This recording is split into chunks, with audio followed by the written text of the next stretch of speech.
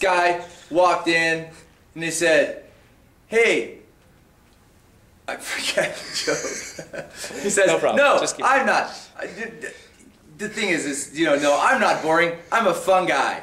Fungi. I finished college and I had a degree in botany, and mycology was kind of my interest, study of fungi. So there was an opening for a job at a Campbell mushroom farm near Santa Cruz, California. So I got lucky and got the job. Lucky because I know it was a pretty good job at the time. I was working for Campbell Soup Company, and my job there was to grow mushrooms. There was a whole bunch of people that were part of the process, but only a handful that actually were involved in growing them. My job was to make sure that after the compost and the fungi was all put in the compost, that to bring the mycelium into fruiting bodies, and then to make sure that, you know, we had the right amount of moisture. About they treat me like mushrooms, you know, they keep me in the dark and they feed me a bunch of crap. Anyway, I don't know if that's okay to tell or not. The place was out in kind of in the country. It was kind of wild for being in California. It was right on the coast, overlooking the Pacific. No houses around, probably for 10 or 15 miles. It was just this big mushroom farm. And I don't know if part of it was the smell or what. It didn't smell too bad, but you know, some compost smell. But I worked there for not quite 2 years. It was 22 months. I was asked how much I made, and this was back in, I want to say, right around 82, 83, somewhere around there. And my pay was $18,000 a year. Thought it was pretty darn good at the time. The experience was really good for me. I liked being there at the mushroom farm and doing that part of it. Met some really cool people, and just the environment of being there. And then my wife was going to school at the time, and we lived in Santa Cruz, and I would commute to the farm, and she was going to school.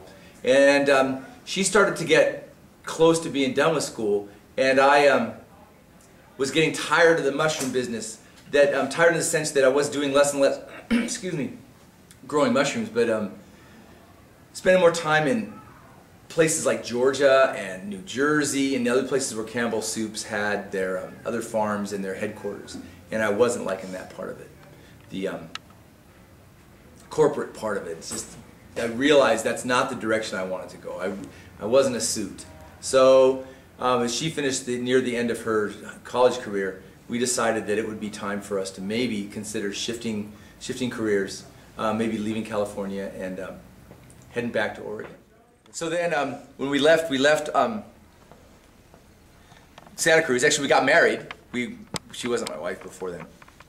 But we got married and we moved back to Oregon, and she was in music, a music major, studying music education, and we kind of came up with this idea of being able to come back to Oregon and to get into education. We were trying to think of something that would be a rewarding, not just a business job, but something more rewarding, and also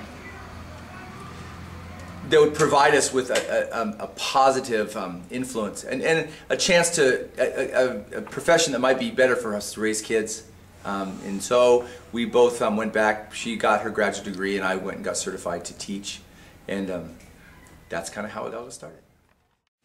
Trying to mend my carnivorous habits. Made it nearly 70 days, losing weight without speed, eating sunflower seeds, drinking lots of carrot juice and soaking up the rays. Well, last night I had this wonderful treat, some kind of sensuous dream, not zucchini, fettuccine, or bulgur wheat, but a big stem cap and a real sweet treat. It was a fungi in my lawn. That's why they call me the Fungi Don. Never had a song that went this long, but I'm telling you, it's right on.